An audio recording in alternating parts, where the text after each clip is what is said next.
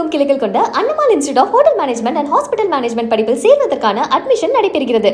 மயிலாடுதுறை அருகே கடும் வறட்சி காரணமாக வாடும் தோட்ட பயிர்களை காப்பாற்ற தாவேக அரசு முன்வர வேண்டும் என்று இயற்கை விவசாயி கோரிக்கை விடுத்துள்ளார். டெல்டா பகுதிகளில் காவிரி நீர் திறக்கப்படாததால் கடுமையான வறட்சி நிலவி வருகிறது. மயிலாடுதுறை அருகே மாப்படுகை கிராமத்தைச் சேர்ந்த ராமலிங்கம் என்பவர் இயற்கை விவசாயம் செய்து வருகிறார். 11 ஏக்கரில் 2 ஏக்கர் நெல் மற்றும் 7 ஏக்கரில் தோட்டம் அமைத்து 5 அடுக்கு முறையில் மேட்டுப்பாத்தி அமைத்து காவிரி நீரை கொண்டு வாழை, கரும்பு, மாங்கன்று, மலைவேம்பு, கத்திரி, தென்னை உள்ளிட்ட தோட்டக்கலை பயிர்களை சாகுபடி செய்து வருகிறார். தற்போது காவிரி நீர் திறக்கப்படாததால் பயிர்கள் அழியும் நிலைக்கு தள்ளப்பட்டுள்ளார். வாழை நீர்ச்சத்து இல்லாமல் முறிந்து விழுவதாகவும் வாழை இலை சருகுகளாகி உதிர்ந்து வருவதாக வேதனை தெரிவித்த இயற்கை விவசாயி ராமலிங்கம், பசுமையாக காட்சி தரக்கூடிய இலைகள் வெயிலின் தாக்கத்தினால் தண்ணீர் இல்லாமல் நிறம் மாறி கருகி வருவதால் வாளியில் தண்ணீரை பிடித்து வந்து தினந்தோறும் பயிர்களை நனைத்து காப்பாற்றி வருவதாக வேதனை தெரிவித்தார். அதுல நம்ம இத்தனை வருஷமா நமக்கு இந்த மாதிரி ஒரு பிரச்சனையை சந்திச்சே இல்லை. இந்த நட பாத்தீங்கன்னா ஆத்து தண்ணி வரல.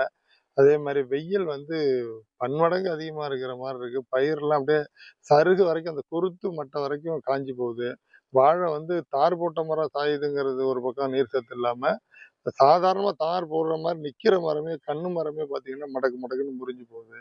அது மாதிரி இதெல்லாம் மலவேம்பெல்லாம் பாத்தீங்கன்னா அந்த மேல உள்ள குருத்து வரைக்கும் காஞ்சி வருது.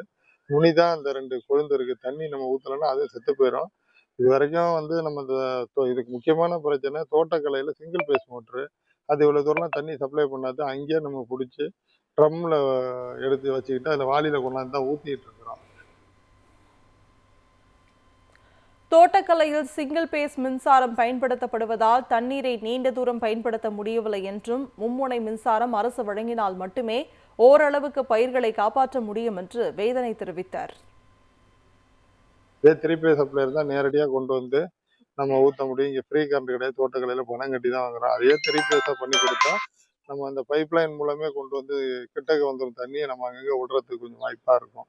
அதை செஞ்சு கொடுக்கணும். இதே நிலைமை நீடிச்சுன்னா எப்படி உணவு உற்பத்தியே மிகப்பெரிய கேள்விக்குறியாகுங்கிற மாதிரி இருக்கு. நான் நல்லிச்சாமி ஒரு வீடியோ காலையில் தான் பார்த்தேன். அதை கேட்கக்குள்ள பெரிய அச்சமா இருக்கு. சென்னை மாதிரி பகுதியிலலாம் இந்த உணவு உற்பத்தி இந்த மாதிரி எலினோவில் பாதிக்கப்பட்டு ஒரு நமக்கு முந்தைய காலங்களில் கிட்டத்தட்ட 100 வருஷத்துக்கு முன்னாடி 3ல் 2 மடங்கு மக்கள் உணவு இல்லாமல் செத்து போனாங்க அப்படிங்கிறாங்க. அதெல்லாம் நம்ம இன்னும் கதை மாதிரி நினைச்சோம். ஆனால் நடந்துருமோங்கிற மாதிரி ஒரு அச்சம் ஏற்படுது இந்த சூழலை பார்க்குது. தமிழகமெங்கும் கிளைகள் கொண்ட Annamal institute of hotel management and hospital management படிப்பில் சேர்வதற்கான அட்மிஷன் நடைபெறுகிறது.